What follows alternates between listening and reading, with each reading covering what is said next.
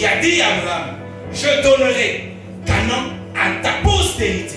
Et comme ils sont de la postérité d'Abraham, c'est qu'ils sont capables de posséder cela. J'ai besoin de quelqu'un, même quand tu sens qu'il y a impossibilité quelque part, même quand tu sens qu'il y a des choses qui ne bougent pas autour de toi, mais crois seulement. Crois seulement. Dieu va te donner ce que tu veux. Écoutez ce que Nombre chapitre 14 verset 24 nous dit. Et parce que non, mon serviteur Caleb a été animé de notre esprit et qu'il a pleinement suivi ma foi, je le ferai entrer dans le pays où il est allé et ses descendants le posséderont. J'exagère encore avec Josué chapitre 14 verset 9. Josué 14 verset 9.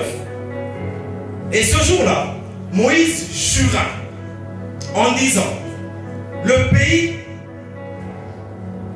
que ton pied a foulé sera un héritage à perpétuité pour toi et pour tes descendants. Parce que tu as pleinement suivi la voie de l'Éternel, ton Dieu. Tu as suivi la voie de l'Éternel, ton Dieu.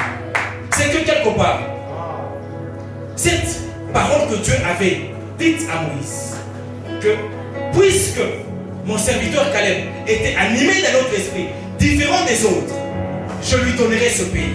Donc je lui donnerai la montagne. Pourquoi? Parce qu'il était positivement motivé. Et Moïse qui relaye ce message, il dit, la Bible dit, Moïse jura, puisque ton pied a foulé le pied dans ce pays, et que tu as suivi pleinement la voie de l'Éternel, je te donnerai ce pays. Je te donnerai Canaan. Et l'héritage est pratiquement notre montagne. C'est quelque chose que vous pouvez avoir seulement avec l'aide de Dieu. Bébé, montagne a une bunga. Parce que ma bunga, on la pousse à mon numba. Montagne, non. Montagne, c'est quelque chose que toi-même tu ne peux pas avoir. Mais seulement avec l'aide de Dieu que cela peut venir. C'est ça la montagne. Alors pour que tu puisses obtenir la montagne, cela dépend tout simplement de toi. Tout simplement de toi. De comment tu es motivé, positivement ou négativement. Quelle est ta motivation? Quelle est ta motivation? Pendant que tu marches avec Jésus, pendant que tu suis Jésus, quelle est ta motivation? Alors bon, est-ce qu'on peut applaudir? Est-ce qu'on peut applaudir? Alors, en plus de la bonne ou du bon état d'esprit, on parle de la révélation dans laquelle nous avons ce que Dieu veut que son peuple sache de lui. La révélation, c'est-à-dire un acte par lequel Dieu se manifeste par son œuvre, par un message ou pour donner à quelqu'un quelque chose qu'il voudrait, mais pas directement, il révèle cela. Je voudrais que tu attendes la révélation de Dieu, que tu t'accroches à la révélation de Dieu. Tout simplement parce que ce qu'il a dit va arriver. Ce qu'il a dit arrivera. À coup sûr, ça va arriver. Mais il a besoin de toi.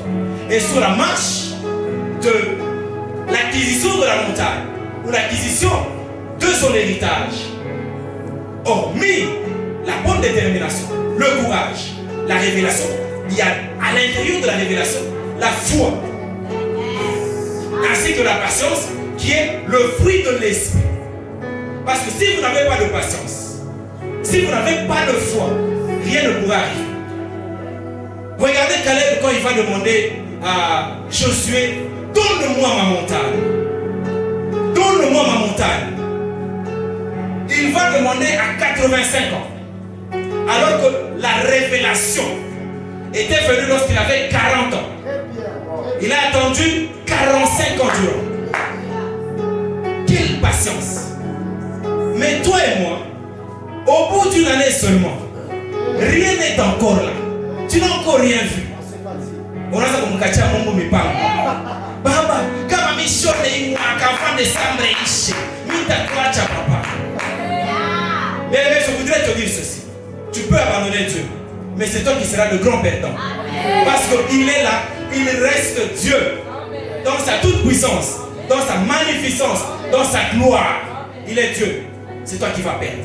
Mais en s'attachant à Dieu, il y a un intérêt de grâce. La révélation, c'est quelque chose qui doit caractériser aussi le chrétien. Nous devons aussi marcher par révélation pour avoir la montagne. Caleb a eu la révélation. Moïse a juré par cette révélation de Caleb.